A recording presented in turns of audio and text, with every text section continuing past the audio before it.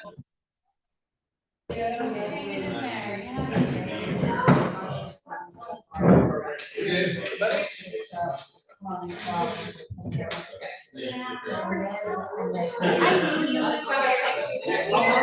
didn't text you back.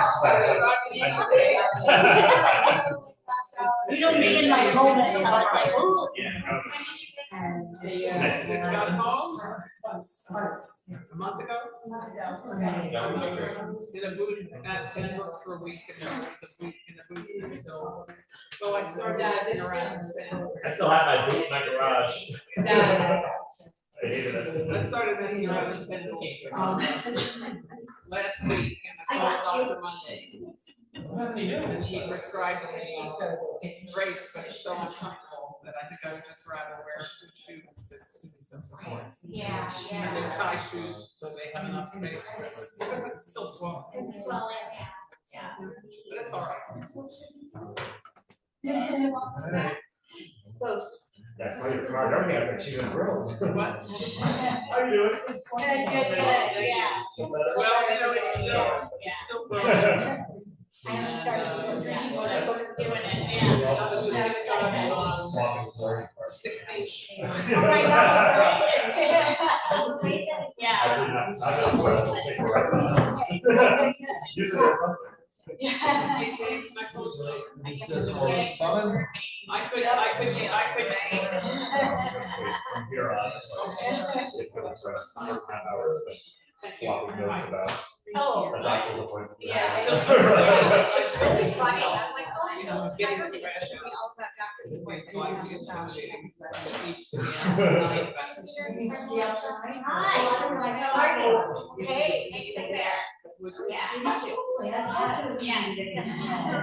Yeah. That's what I did right now. Tomorrow morning, they're picking it up, and then I've got.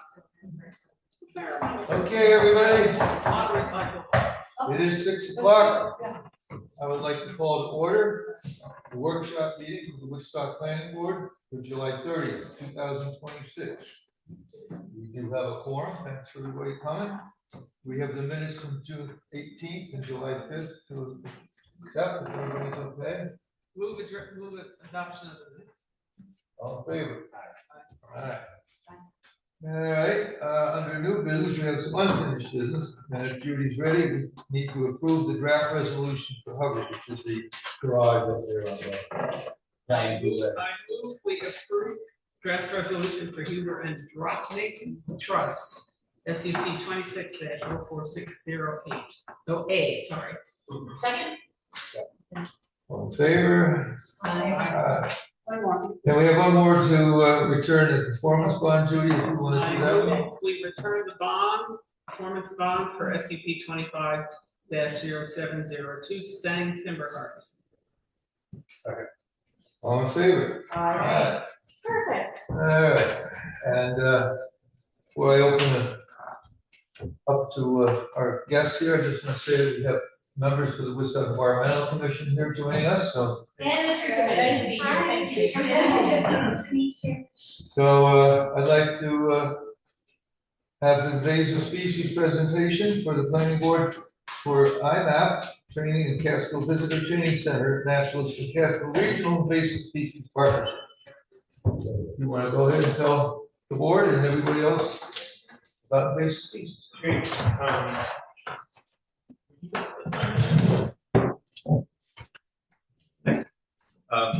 So I'm Doug Thompson, director of the Catskill Regional Invasive Species Partnership, and Angela Cross also works at the Catskill Center with us. She's working on a grant with me, and it's the naturalist at the Catskill Visitor Center.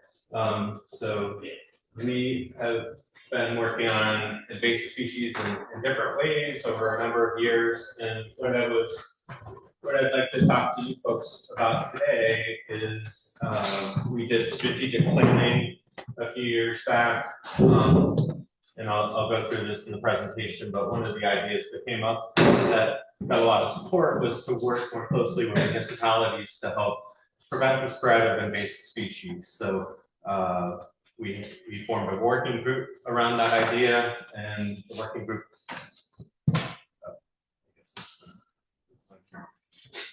the working group would like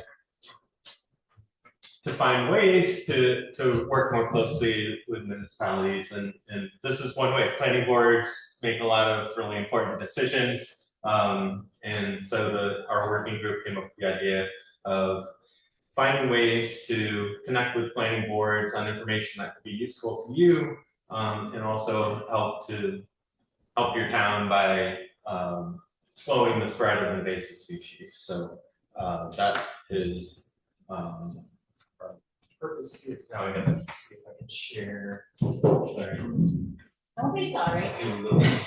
You're more advanced than most of us. Absolutely. I think you just have to request to share screen and then. Yeah. Yeah, you'll click on the little share, Sorry. share button. Again, no worries. It says host with stable participants. The host has to permit it. Is it set up Yeah. to It permit? usually just asks, so let's see. Let's start. If you click on the button, then you will ask, and then maybe that's. Yeah, so you click on the button. Click on the share button. Down at the bottom, Oh, in the middle. like to change.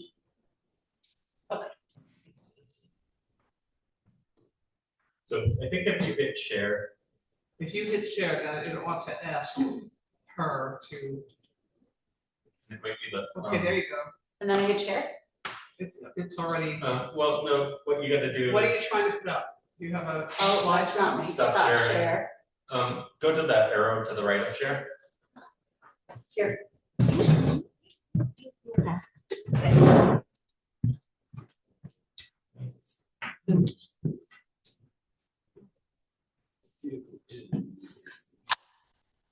I feel like Zoom does updates too, like every time that we have a meeting, so that it's like everything that I'm like, we're I don't think ready that's to the do. problem. I think you need to start whatever it is you want to show before you share.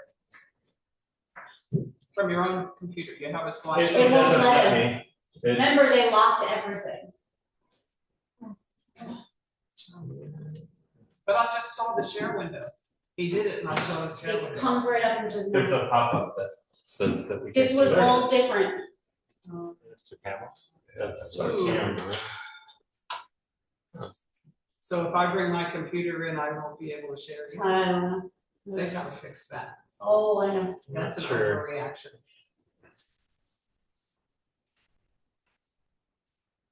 Try host tools for share. Yeah. Okay, it says who can share host Okay, here we only. go. Yeah, Yeah, there we go. Drop that down, all participants. Right. Yep. That's Yep, what you who want. can, yep, and then Yeah, that should work. now go back. Now hit share. Do you have your presentation open? And you want to see it when you click on the share. Yeah.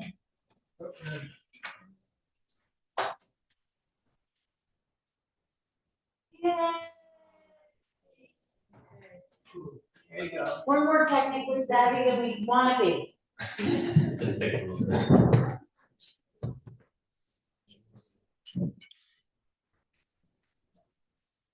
I just wanna thank you guys for coming and putting this together, Peter, Angela. This has been great, thank you. So I'm gonna stand up. You if can it's make okay. you can make your own image go away if you want to.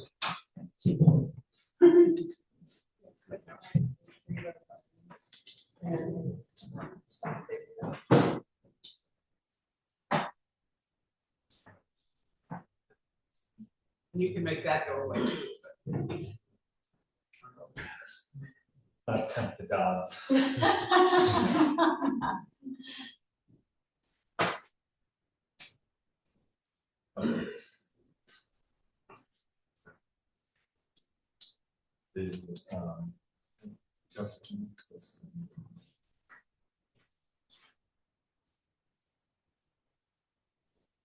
There you go.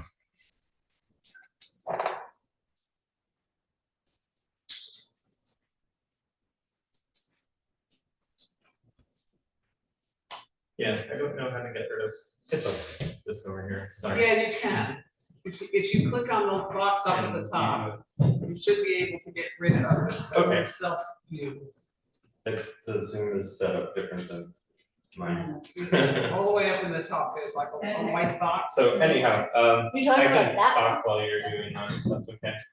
Did you get it? I don't have access to Oh, okay. This one? that. Yeah, it should be able to get, hide self view somewhere in there. Down there, yeah, keep going, there you go. No. There should be one for hide, I did it. hide non-video participants, go. Oh, all right, it's something to do it. It's okay. They've been doing weird stuff. All right, let's That's start. Sorry. No, really sorry. It's Yeah. not fair. So, yeah, hopefully you can see it okay, and if you don't mind, I'll stand up.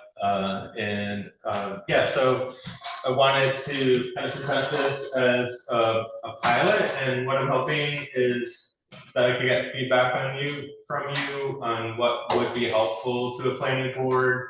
I hope that we can work with you on any projects that are coming up that would be helpful for you. I'd like you to think of me as a resource, and I hope that I'm not wasting your time here, so. Never.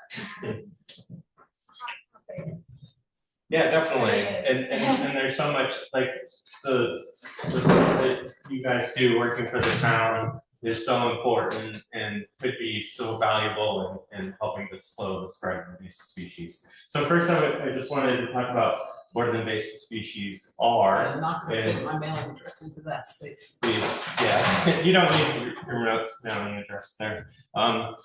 Thank you for signing the sheet that's coming around. It helps me to keep track of like how many people were at different events. So first I want to just point out what an invasive species is. So the Catskill Regional Invasive Species Partnership, I'll talk about here what we do, but this is the definition that we're using. It's a definition that New York State uses for invasive species.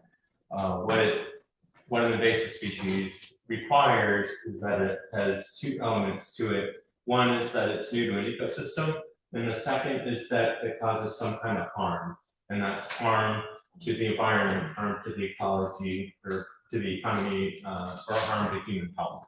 So if it doesn't have those two things, then it's not an invasive species, and those are defined in New York State Environmental Conservation Law, Title 17, Article 9 from 2008.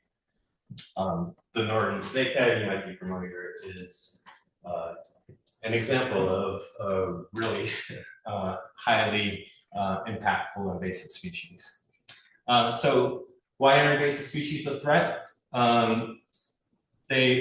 We know that they are a threat to New York's biodiversity, and they threaten many aspects of our human well-being because they contribute to habitat degradation and loss, decreased water quality, the loss of native fish, wildlife, and plants, the loss of recreational opportunities and tourism income, and they could also cause crop and forest damage. I'm sorry, can we get a copy of this later? Oh yeah, I can share it with that would anybody be who's very interested. Yeah, sure. Give it to me, I can forward it on. Okay, awesome. I'll do that. Yeah, and I'll Thanks, post it. Melissa. I'll push it. That's perfect. Great. Some biological characteristics of invasive species are here. They often have fast growth, rapid reproduction, high germination rates. They exhibit something called phenotypic plasticity, which what that means is that they're able to adapt to environmental conditions. So if you notice in the early spring, there's a lot of invasives that leaf out before our native trees do. You see Japanese barberry, honeysuckles, and then they'll keep their leaves later into the fall, like Japanese barberry, burning bush.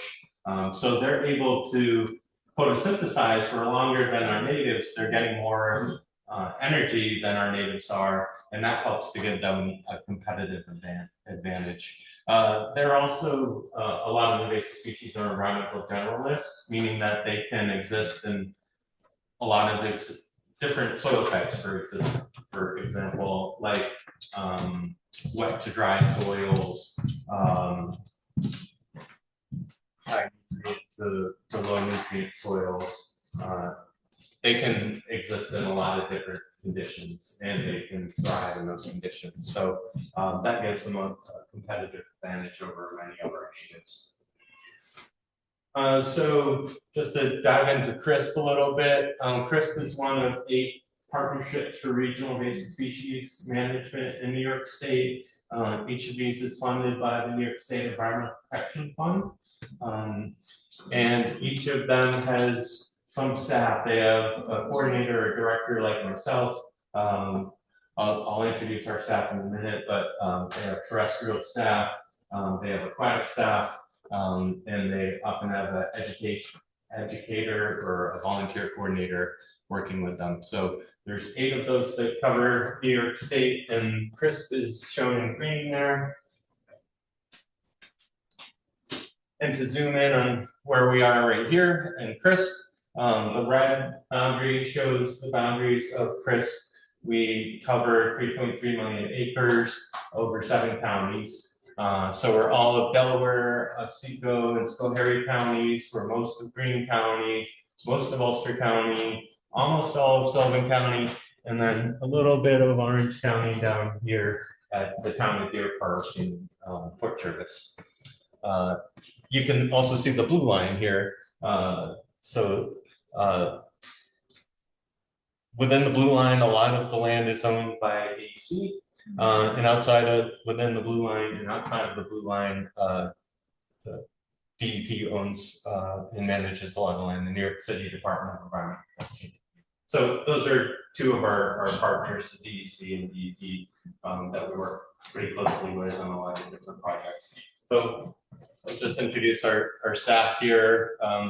Both Dan Snyder-Nerp and Sarah Coney are fully funded by CRISP and the Environment Protection Fund contract that we have. And then Sammy, our volunteer coordinator, is half funded by CRISP funds. And then Angela's working on a different contract that we have with DEC. So we are all resources. If you have questions about terrestrial invasive species, Dan's the person, might be the person you call. You could always contact me for any invasive question. Sarah's an expert on aquatic invasive species. Sammy's coordinating all of our volunteers, so we're always, we always have a lot of programming going on throughout the year. And just to briefly just mention some of the things that we did last year, so to give you an idea of what we do at CRISP. We surveyed 2,920 acres of water bodies and uplands, and we treated 189 acres of invasive species. We did 51 programs. Some of them are like this, for 1,271 participants. We did 22 trainings for 94 people, including 18 IMAP invasive trainings, which we'll get into in the second part of the program. We did them for 84 community scientists. We also have a grant with the National Fish and Wildlife Federation, the Catskill Center does, where we work, has a grant to do some eDNA sampling, some environmental DNA sampling in the upper Susquehanna watershed. So that's something that we're trying to manage our way through the government bureaucracy to get that going this summer. And Dan's an expert in machine learning. There's a lot about artificial intelligence, and he's done some habitat suitability modeling for invasive species. So we use a lot of different tools for invasive species. It's not all just going out surveying on foot, pulling up stuff by hand, but it requires a lot of different talents to be able to get this stuff done efficiently. So I always share this invasion curve in all of the programs that I do, because I hope that it gives you a sense of how we manage invasive species and some good structure to think about how to manage invasive species. So if you see this blue arrow here, this is where invasive species gets introduced. And you can see the curve increases really rapidly with time, and the area infested is going to increase over time, and the amount of money that it's going to cost to manage those invasive species is going to increase over time. So the best strategy is to prevent an invasive species from getting there. If you can prevent an invader from getting there, then you could be 100% successful. If you can't do that, if something pops up, then you want to jump on it right away. You can see, if you can read what this says here, this little black arrow says public awareness typically begins. So that's this part of the curve up here. The problem is that people really don't recognize something is there until it might be pretty widespread. So that gets us out of this box here. This is where we're doing early detection and rapid response and trying to eradicate a species. And maybe we're out into the containment. Maybe we can contain it where it is, but we have no opportunity to be able to get rid of it. And then there's a lot of species that are up here, which you can see in this box is resource protection and long-term management.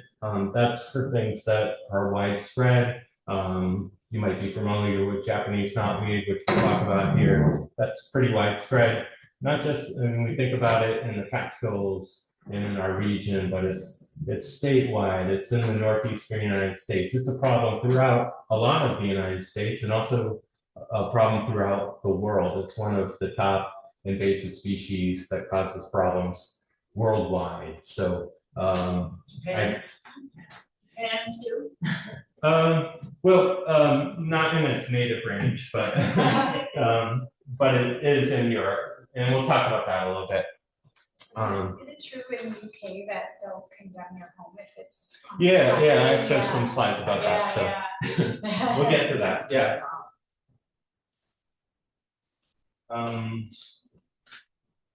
So yeah, we did. I mentioned we did the strategic planning in 2022. We did it in partnership with the New York City Department of Environmental Protection, Invasive Species Group, and we focused that strategic planning on management.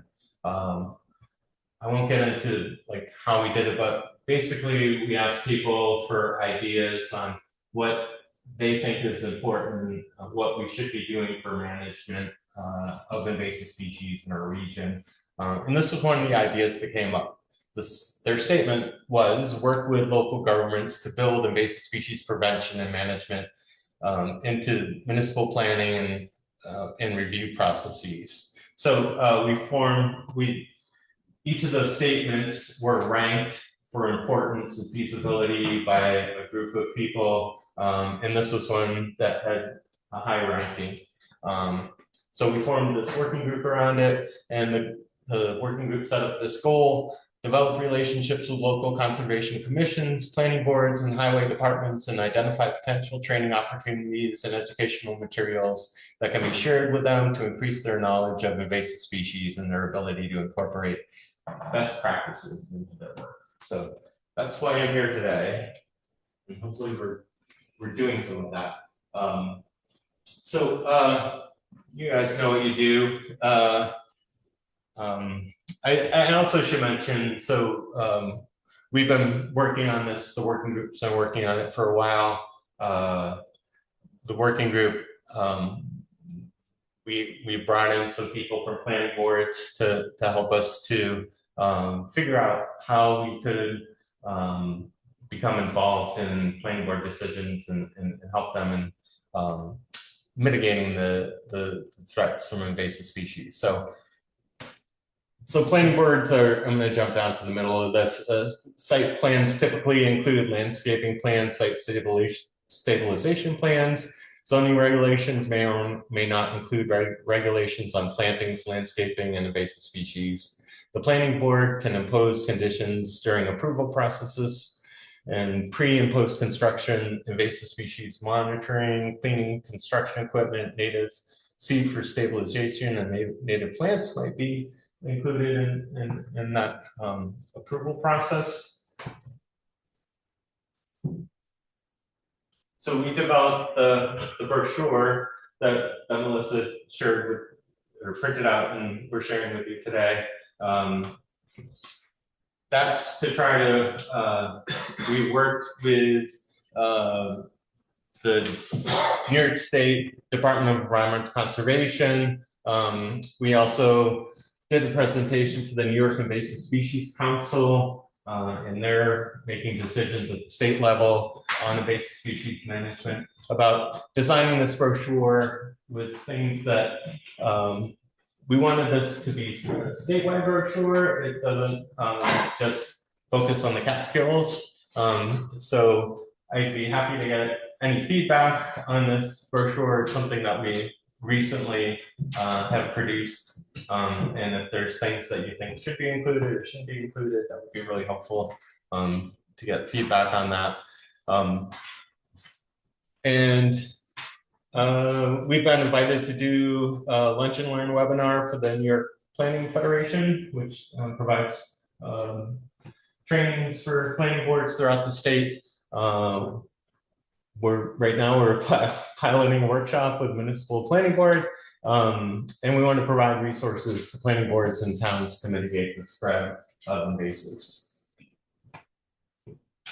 So I'm open to ways to make that work for you and for other towns throughout our region, definitely. And with the brochure, like I said, we want that to be kind of a statewide intro to invasive species and how there might be some actions that could be taken to be helpful in mitigating the spread of invasives. But just to point out,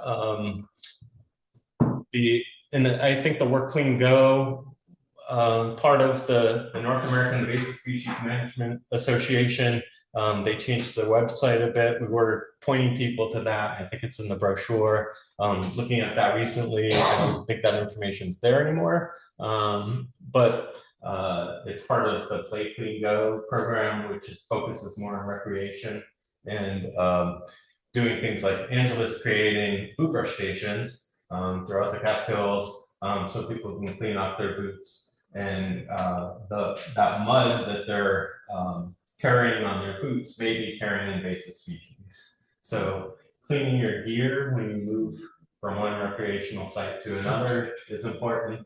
Cleaning your equipment when you move from one construction site to another could be really important. If this is topsoil in here, for instance, it could include seeds, it can include eggs of invasive jumping worms.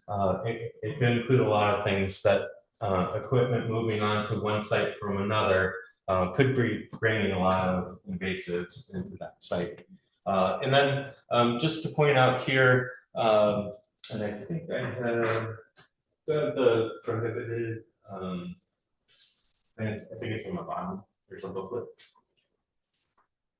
So New York State has regulations about invasive species. We use the shorthand Part 575. It's basically prohibited and regulated invasive plants and animals in New York State. This is the invasive plant booklet. But New York State has identified species that are invasive, and there are restrictions or prohibitions on using those invasive species or transporting those invasive species in New York State. I can hand this around if anyone wants to take a look at it. Do you want questions now or later? You can ask now. I have a tendency to talk too much, and it's up to you. If you have a question now, I'd be willing. No, I just wondered how receptive contractors are to the Work Clean initiative. Well, so there are some organizations that do have restrictions, including the New York City Department of Environmental Protection. They're protecting the New York City water supply. Anybody contracting with them has to meet in their contract. They'll put in language that you have to broom clean your equipment before you bring it onto the site and before you leave the site. And the New York State Department of Transportation also has that language. So in a contract, you could put that language in. That may exclude some Well, I'm just wondering, contractors. you know, the small guys who build houses may not know anything about this. Mm-hmm. Yeah, so our not everyone is going to conform to what we ask, but we want to raise awareness that that could be a way that invasive species is moving into an area. Is there any plan at some point down the road for some form of certification so that when you're hiring like ground crews or you're hiring hardscaping crews that they would be certified and Yeah, that would be. materials would be verified as well? Yeah. Like either suppliers or contractors. Mhm. Yeah, there is for suppliers. There's a weed-free mulch program, a weed-free gravel program. The North American Invasive Species Management Association, if you go on their website, you can look at for their weed-free products program, or programs, I should say. We've had them do presentations for us. We would like to start a weed-free gravel program in our region. It doesn't exist now, but in the, if I could use the acronym NASMA, the North American Invasive Species Management Association, Go for it. they are mostly out west. And so what they have is a list of noxious weeds. They're not exactly invasive species, but they're noxious weeds. That what you need to do for weed free is there are certified inspectors, people that are trained to go to like a gravel pit and then look for those noxious species, identify them, and they require the gravel provider to treat those noxious species before they sell the gravel and move it. So there are a number of gravel pits, mulch providers, other products that there's a weed-free forage program also that NASMA is working with. It's usually, it has to be, I think for the most part, it's regulatory agencies like soil and water conservation districts, for instance, that are the inspectors, and they have some regulatory authority to be able to tell these people selling the products what to do. I don't have authority to do that. So, but we brought it up. We've invited NASMA to give several presentations. There's some talks going on at the state level here in New York about creating something like a weed-free gravel program. Either, well, it would be best probably if it's through DEC, but it's in the early beginnings of talks, and that doesn't exist in New York State at this time. And one issue is that list of noxious species includes things like mullein and some things that are really common for us, and it would just be really a heavy burden to like get rid of all these really common weeds that we have here that they don't have out west, that somebody would have to treat to make sure that they're gone before before the gravel is sold, for instance. Okay, at the reservoirs, they have cleaning areas for the boats when you put a boat into the reservoir. Yeah.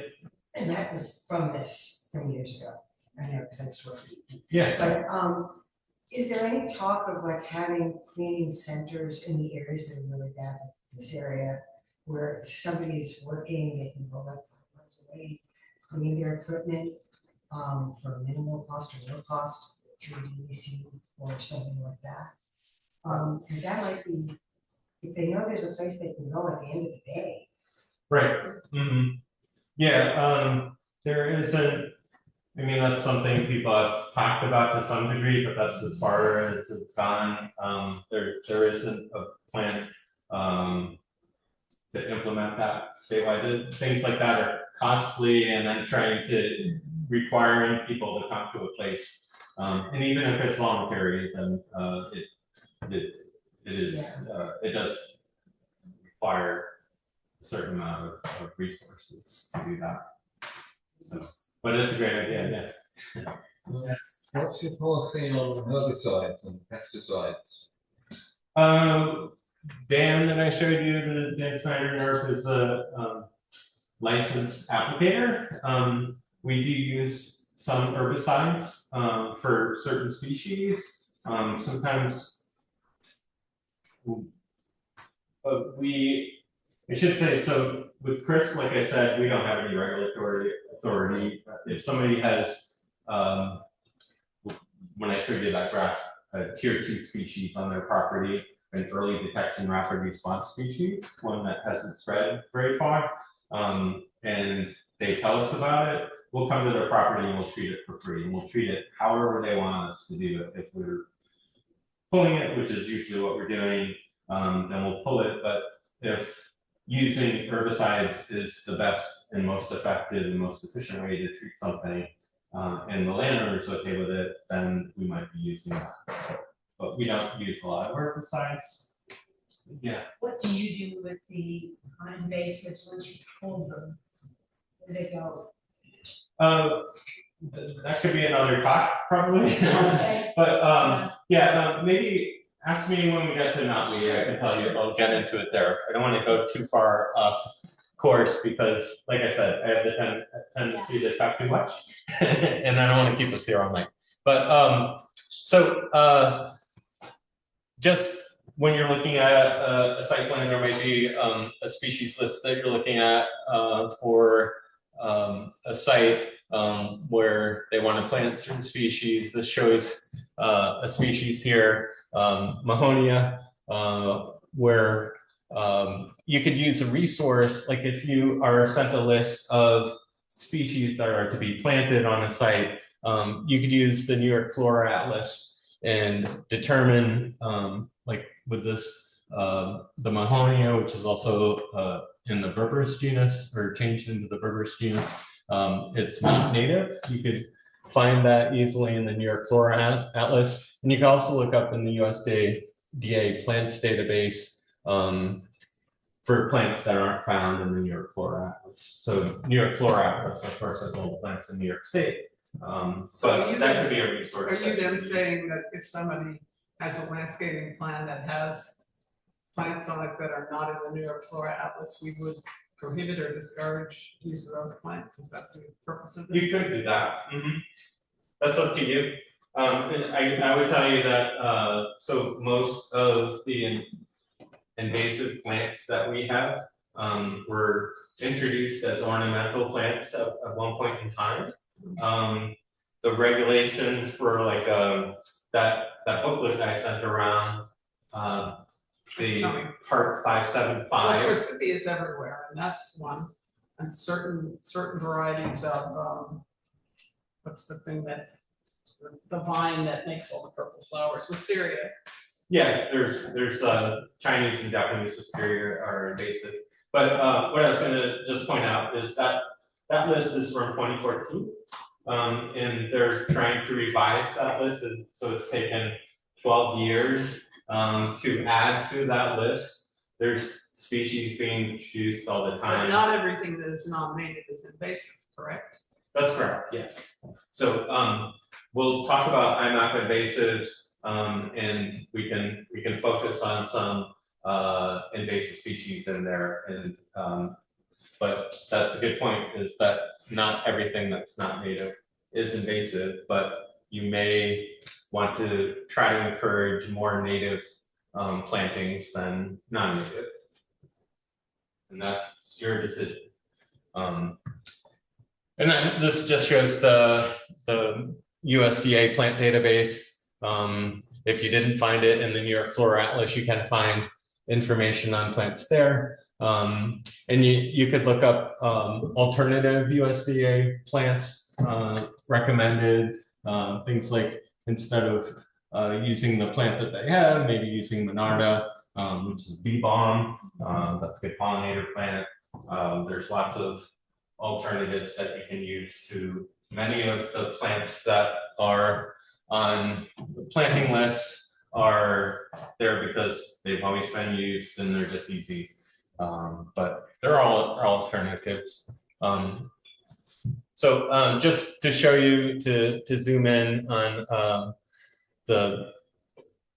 a native species here, showing the USDS plant database, shows the range of what's highlighted over there, sugar maple, and then the US or the New York Flora Atlas has information about what the species is, what its habitat is, and then whether it's native, and then also whether it's facultative wetland, if it has a state rank, those type of things. All that information is in there. It's a good resource. I use it a lot. And just want to point that out, that it could potentially be used by people doing work for the town. Now I just wanted to mention IMAP invasives is what New York State uses as a database for invasive species. And that database, which we're gonna have a couple of different parts of the program tonight.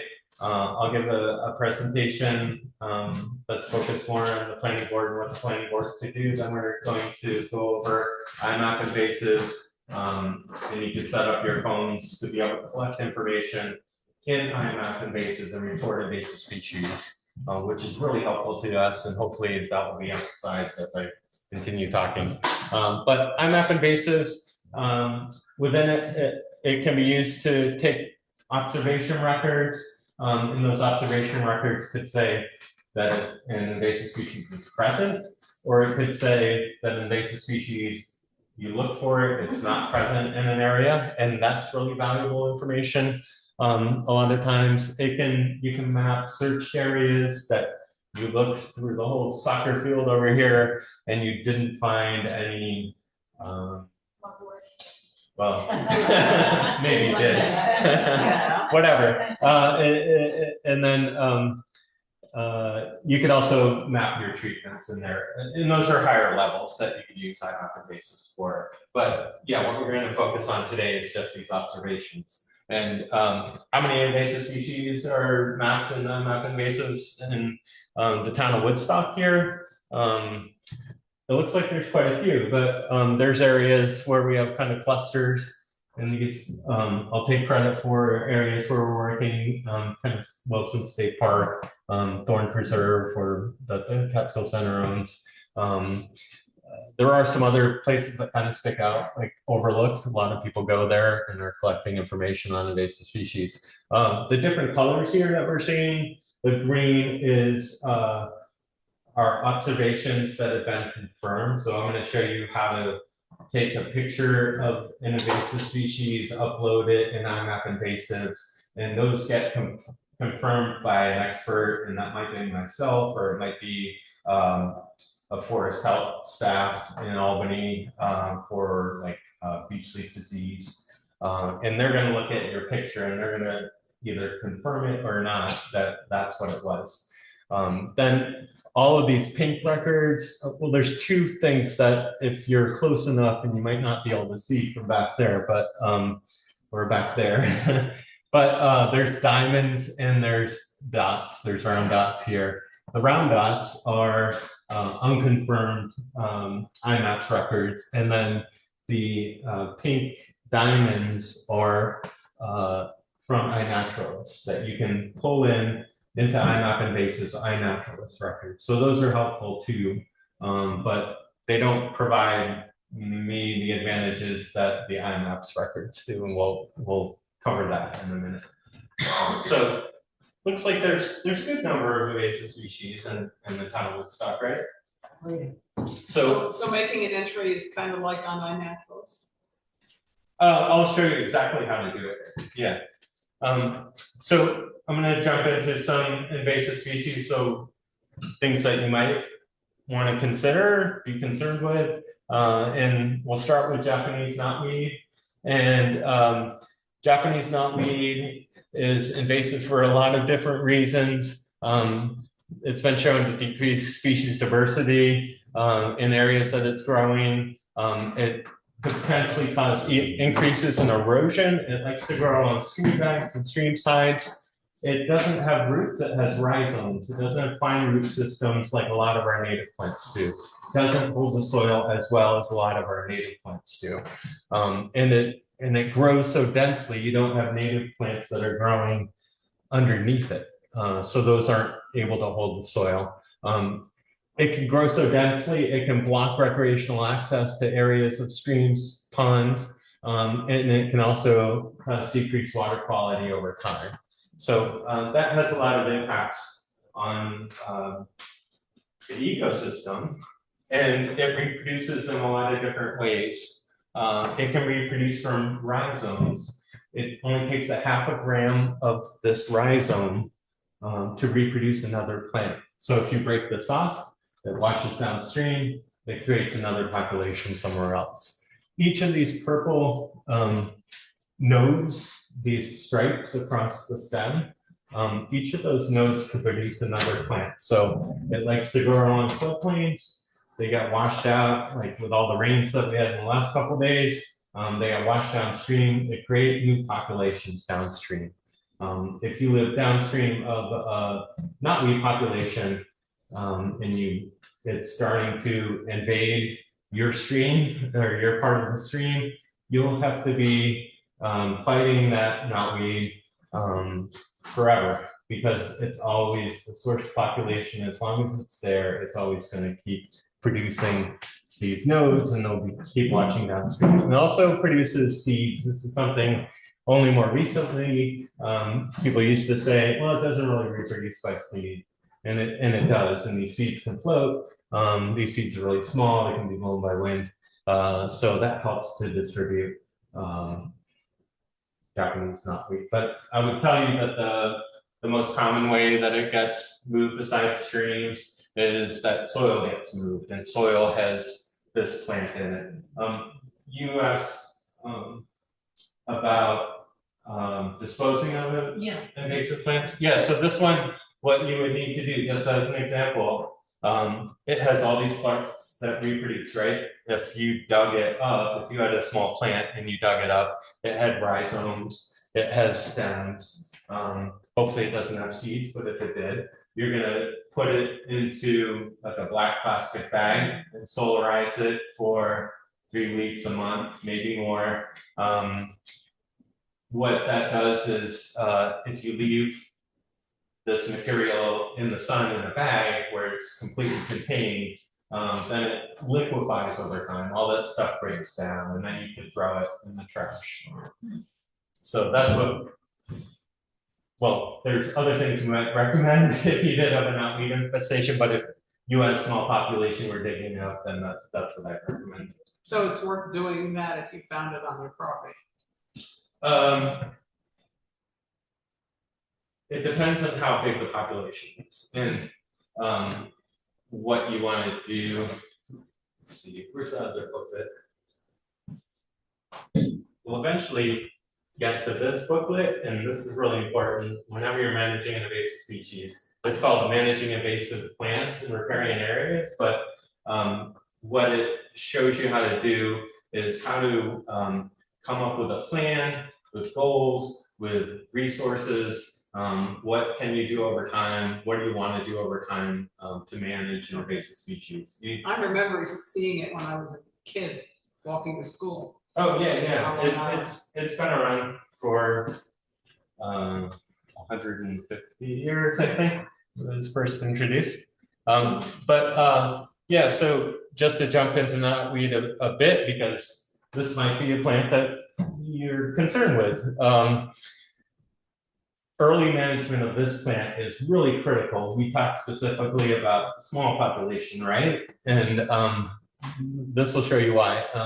The cost of Japanese knotweed management skyrocket if an infestation is left untreated.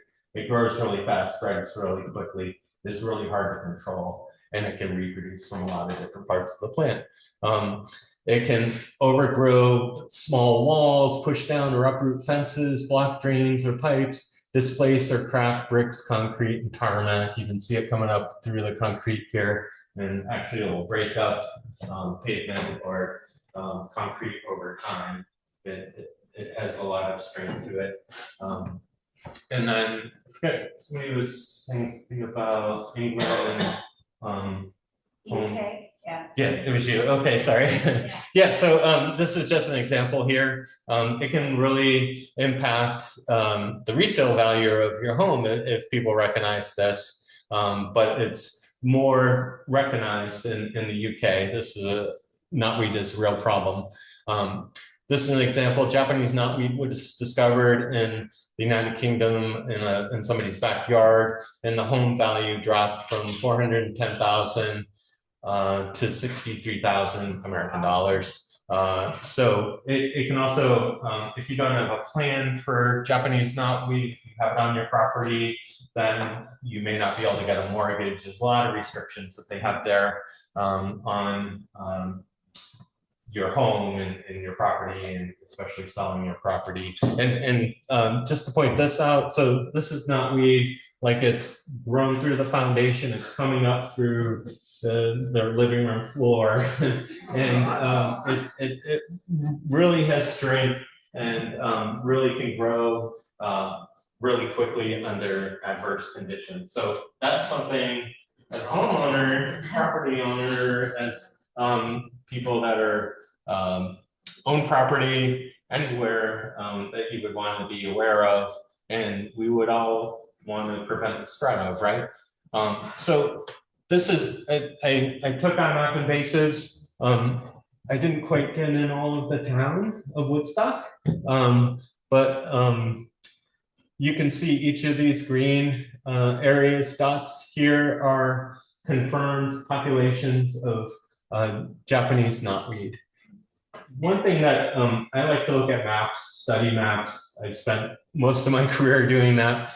If you notice, like, so all the greens like down here, and then except for there's this one dot up there, and it could mean two things. Like maybe there's not as much on like this side of the Catskill front as there is on this side, or we haven't collected the data there. So that's why I'm really anxious. Yeah. Literally, I want to like add a bunch of locations that I know. Yeah, great. Yeah, so that's awesome. So what I hope that people that are teaching IMAP invasives to today, that you go to some areas of these towns and you document where that stuff is, because The entire protection area of Cooper Lake right now is getting inundated. Because they did work and they opened areas up and now it's completely covered. Yeah. Really bad. Yeah, so that's great. And that's the I mean, great that you recognize, but great that you recognize that. You're aware. there's an It's issue good there. you're aware. It's great that you're aware. Yes, thank you, Melissa. I'll jump into another plant that at the Catskill Visitor Center where Angela works. This is like growing almost everywhere it can grow. This is mugwort. It was originally introduced as an herbal plant during colonial times. It's a hardy plant that grows up to 5 feet tall. It grows as monocultures, outcompetes native plants. It really likes riparian areas. Actually, if you go down to the stream here, when you go down to the stream, Melissa, you can see there's a lot of mugwort down there, and we're going to see it out in the parking lot here. And I'll show you how to identify it. It has really aggressive rhizomes, and those rhizomes, when you dig it up, if you're breaking up those rhizomes, each of those little small parts of the rhizomes can produce another plant. So any movement of soil from one area that has mugwort to another could help to spread that plant. And it produces a lot of seeds, 200,000 seeds per plant. So it can reproduce It must be all over. a lot of different ways. Yeah. Yeah, it's on here. So yeah, this doesn't seem accurate in my knowledge of the town of Woodstock at all. But it would be great to be able to see where it is. And then if you are thinking about managing or having some, I don't know, I guess regulatory authority or whatever of these different species, you need to know where they are, and you need to be able to make recommendations based on where things are, where they're likely to be. Does So it do does the app do the kind of thing that iNaturalist does, where if you take a picture of it, AI will give you some idea where that might be? this one doesn't do that. What it does is you need to identify like what the plant is, or invasive species is, and then someone will confirm it.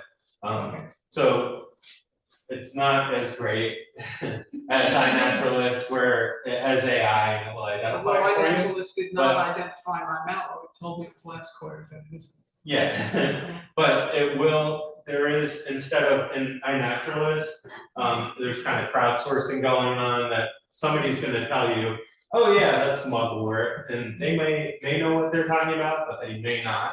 And other people might confirm it also, and then your record gets confirmed, but what is the authority of those people? What is the training of those people that said that, yeah, that's mugwort, when it could have been something else? So I would say one advantage of IMAP invasives is there's real experts that are looking over each record, and they're telling you, yeah, we think you're right on the So our report is identification, just or an we alert need and more somebody else information. has to check it out.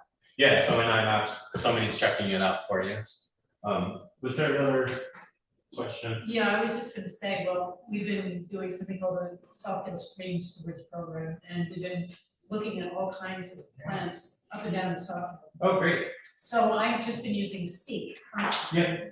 Yeah. And do you feel that that's accurate enough to, I mean, it's telling me all these invasives that you've just been talking about. Sure. I've been taking them all summer, Uh-huh. and so, and mugwort, just mugwort everywhere. There is mugwort everywhere, yes. Do I trust what iNaturalist or Seek is telling me 100%? No. Usually what I use it for is, I've been around a long time. I have, but I feel like I need to learn like all my birds again every spring, all my plants again every spring. But I'm really not learning them from scratch. I know that, oh yeah, this is one of 2 or 3 plants when I'm looking at it. And then if iNaturalist or Seek is telling me it's this plant out of those 3, then okay, I'm pretty sure that it's this plant. But I still depend on field guides to some degree, and it's always great to tease stuff out if you're not sure. But yeah, I wouldn't depend on it 100%. Well, that was my experience. I had marshmallow, and it told me it was last quarter. Until I had the flower, Yeah. I wasn't able to. Most of the correct problem that I have is like, it's telling me it's a dicot or something like that. it. Oh, no, I know that. it's It's not telling me getting it was me last down quarter to. because it was taking Yeah. leaf, but Mhm. when the flower came, it was definitely marshmallow. Right. So this is put in here. This is adapted from the New York State Department of Transportation contract specifications. I actually threw a couple different plants in there, but this could be an example of a contractor specification. The project requires control of the following invasive plant species. Could be common reed. We talked about Japanese knotweed and mugwort. The control location, species quantities, and notes pertaining to locations of target species are found in the attached map. You can include an attached map. This project requires that permit/notification for herbicide application to wetland excavation and wetlands neighbor notification, etc., has been secured. Any additional permits required by changes to recommended treatment methods on this project will be the responsibility of the contractors to secure. And treatment for target species, choose appropriate control options in consultation with the Partnerships for Regional Invasive Species Management or Cornell Cooperative Extension staff. Include any site preparation required, specific timeframes for treatment and applications with consideration of construction staging, number and type of applications per season, etc. And for disposal, material containing invasive species must be disposed of properly so as not to spread by any other means. So that's just an example, and we'll share this PowerPoint. So when we're doing a site visit, if WEC came along with us, they could kind of scope the place out. If what? If we were doing a site visit, WEC might come along with us and scope the place. Oh, yeah. Right, definitely, and I'll talk a little bit about that here. So this is just Sunny Gardens, an example of a site plan, maybe for something that's going to happen. You could look up whatever that neighborhood is, wherever it is.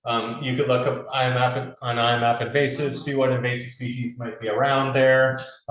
You can highlight them we won't get too much into using it, but I'll show you kind of briefly how to use it here, and I'd be happy to show you more. You could also, if there's a street around where you can get street view, you could take a look at a site and notice that there's some stuff in here. Maybe that looks invasive to me. Maybe that's not weed. Maybe when you do a site visit,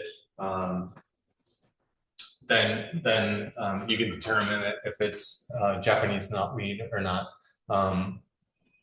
So say on your site visit to the Sunny Gardens, you observe that there's a good deal of Japanese knotweed on the site and along the edge of the nearby forest. What can you do? This is just kind of a case study, an example of something that you might do.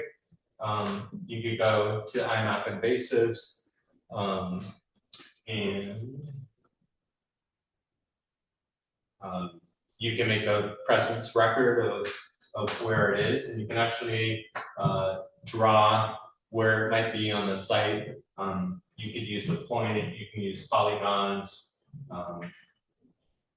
and this shows a point there. That red point is where they found some. And then you can put in what the species is that's present. The observer could be you. You could take pictures out there. You could upload those pictures. So this is the PC version of IMAP invasives. You can upload your pictures onto there, and you can upload multiple pictures. You can add more information than you can actually on the app. So that might be something that you'd want to do. It's kind of easy in some ways to do it this way, but it's easy to do observations out there too. But if you're doing polygons, then you could do it this way using IMAP invasive. So say you found knotweed in these areas, you made these polygons on the PC online version of IMAP invasives. There's some on the site, and we have recommendations on some things that you could do. Oh, you could make a map of that site. Just if you could use the snipping tool or print screen to make a copy of that view, and then make a map out of it. Is there a GPS component to IMAP so that you drop a pin or something? Yeah. Yeah, it's using your phone to know where it is, where that photo was taken, and we'll go over that when we. So we got these Japanese knotweed patches here. So one recommendation could be, prior to bringing equipment on the site, manage these dense patches of Japanese knotweed. So that might be, these are pretty big. That might be herbicide management on the site, or it could be something else. And then this suggests avoid spreading invasive plant materials on the site by clearing this side first instead of getting into the invasives and potentially spreading it. But there's other things that you could do too. But this map helps you to make those, or could help whoever's working on that site to make those decisions about the best way to try to prevent the spread of that invasive species. So bigger picture looking forward, we're creating a page on New York State. DEC has a nys.info site, and we want to put information up there, like some of the information that might be on the brochure. So those could be resources that a planning board could use to help to kind of go through this process, make some of these decisions about what you wanted to do. We'd like to help develop a workflow for planning boards that includes invasive species in your review. We're planning to do, with the New York Planning Federation, a webinar on invasive species, as I mentioned. And I want to be a resource so that you can reach out with any questions. We could provide other trainings if that's helpful to you. And we can create any resources, share any resources that would be helpful to you. And that's why I'm here, because I would like to do that with you. So that's kind of the first part of our program. So before I entertain questions, I wanted to say that, and I should have mentioned this at the beginning, but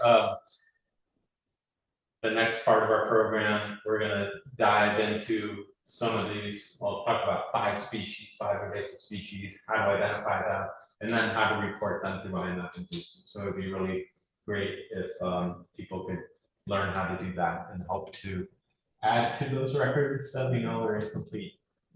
I've So got 2 locations in my mind right now. great. Any questions? Does people have questions? Or I'm also I'm here just to get feedback on if you think this is a good idea for you guys. If we could be helpful to you. If you think it's a good idea for other planning boards, in ways that we could make this accessible over time. Would we need to work with the town board to establish codes and regulations to then enforce in the planning process, or how? That I don't know. Yeah, that's what I'm not on the wondering planning if board. it's- Yeah, Yeah. how we could, like, legally work this into our reviews and our assessments and. Yeah. As you pointed out, one of the few things comes before the planning board is we do site plan. Yeah. And then people present a planting program for us. Exactly. Yep. They tell us that there are no invasive species in their plan, but and the other thing that, as you pointed out, a lot of these nurseries still sell invasive species. Yeah. Yes, I was gonna ask Right. about that. And that's why I was pointing out with that part 575 that it just getting that completed takes a number of years, and then now it's taken 12 years since the last one. And so all of the people working on that, demonstrating that certain species are invasive. Some of those species are defended by the landscape industry, and there's a whole complex of organizations that they didn't want to prohibit barberry. So there's in that part 575, barberry as an exception for what are called sterile cultivars. The only other thing that comes before the planning boards is that when we do wetlands and we have to mitigate going into a wetland buffer. So therefore we're creating a buffer elsewhere. And it's usually in relation to some construction going on. And I know I've worked for the DEC with this, and the DEC does it, but nobody else cleans their equipment like you're talking about. Right. When they go into the wetland areas, with these bulldozers and whatnot, that's tricky. They could be, if they're not cleaned off, and I've never seen anybody wash a bulldozer down before they went to work. My dad was a bulldozer operator. I mean, I have seen him with work with the DEC. Yeah. But that's the few things that come before the plan. Right. We've seen some pretty extensive landscaping plans. There's some pretty talented professionals along the area. Yeah, just plug that. As far as regulation and zoning goes, that's a really large process. We have a zoning revision committee within the town that Laura actually is the chair of, I believe. But you need to bring attention to the town board first. You need to, it can take years to put through any sort of new. And sometimes it sits and sometimes it comes back and sometimes it just, the town board really kind of goes for all of that, but the zoning revision committee would. But I guess the question is, if it's already listed by DEC as an invasive species, that would give us a basis for saying, don't do that. Doesn't have to be in our zone. Right. I was kind of thinking too, with a lot of the landscaping plans we get, they know what they're doing. They're not coming in and saying, we're planning upwards. Right. We trust our professionals also, to do the best thing and best management practices. We ask everyone to use best management practices, because I think it would go with this also. Yeah, it is difficult. So it depends on people can point to that booklet as being, these are the invasive species that I'm not going to plant. But there are other invasive species. So like I said, that part 575 process is going. through revision, and we've recommended a number of other invasive species that should be on that list because we know that they're invasive and the science demonstrates that, but they're not on that list. So, I mean, we could help with species lists. But if we emphasize native plants, Yes. then we're moving everything in the right direction. Yeah, exactly. Then Because you there don't are have to worry about. non-natives that are not really Right. invasive. I want That's to where credit we're- like Yeah. Chris, DC, DEP. We work with them all the time as a Mhm. planning board. I mean, I have contacts all over when we have situations arise, and many of you board members have seen this, when things come up. I reach out, we get a professional with knowledge that we need to continue to review. And we're really lucky with the avenues that we have in New York State. You guys and your jobs and what you do, and then we have this available, you know, you can call DCDP and say, I have this issue. And 9 times out of 10, they're gonna give you someone that can help you, or at Right. least put you in the direction where you need to go.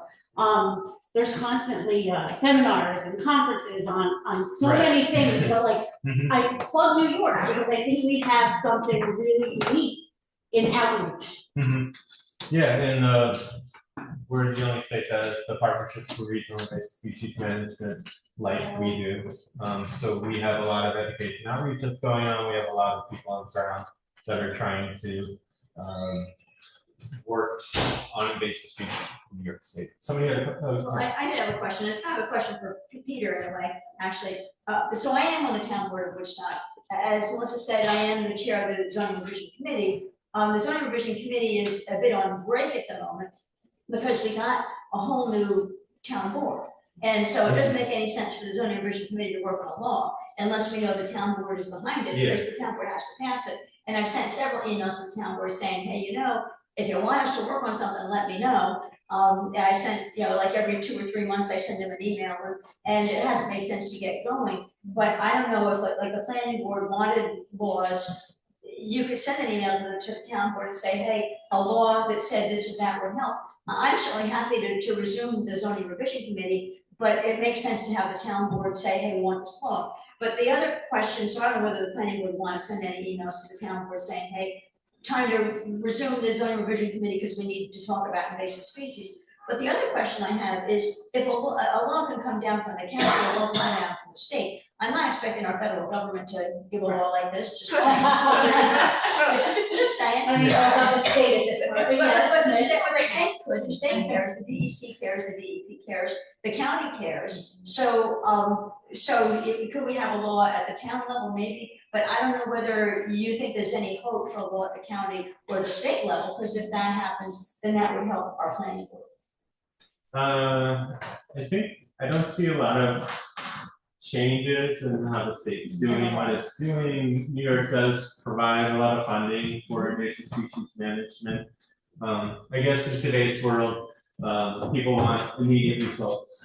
And with invasive species, you hardly ever get immediate results. We're working on things for decades a lot of times. And we have had successes like eradicating wild boars in New York State. The Asian longhorn beetle program has, if you've been watching that over the last 15 years, the quarantines have really shrunk. And so we're making progress. We haven't gotten rid of it yet, but that's the timeline. I was speaking to the guy that runs all of the prisons in New York State, Justin, the other day, and he said, well, name all the successes in New York State, and we can point to 2 or 3 over the last 15 years, but these things take time. They do take a lot of resources. I hope that and New York State's been involved in this since like the late 90s. They recognize this is a problem. So through different governors, different administrations, this has been something that New York State has seen as an issue and wanted to address, and they developed this prison system to be able to do that. But I don't see, you know, there's a lot of different entities and even at the Invasive Species Council and Invasive Species Advisory Council, especially, it's hard to get things moved. Well, the issue, and I used to be on the planning board, And I think Peter was the chair when I was on the planning board, so some things continue happily. No, it was It Tom. was John, or it It was was Tom. Tom Monroe. Was that, well, no, but Peter at one point came in though. I mean, it wasn't. As a member, not a chair. Okay, well, anyway. Well, he was there. He was vice chair. You were not vice chair. But anyway, so from my experience having been on the planning board quite a few years ago, the planning board follows the law. The planning board doesn't make the law. So the worry is, what leg does the planning board really have to stand on? They can advise. I think this education is wonderful. They can advise, but they don't make the law. So how forcefully can they advise? I think that's where the mitigation comes into play too. Yeah. And meeting with the applicants and doing a Yeah. review, meeting in the middle and letting them present to us and kind of go back, and that's the beauty of the process of the planning board. I also wanted to say, like, I think, as far as like code, and yes, the planning board follows the code, that's perfect and great. When the town board is looking at a new law, we are asked to review it. And it's really, you know, we work with the code, so it's what's your opinion and how's this gonna fit into the community? And how's this gonna fit into your job?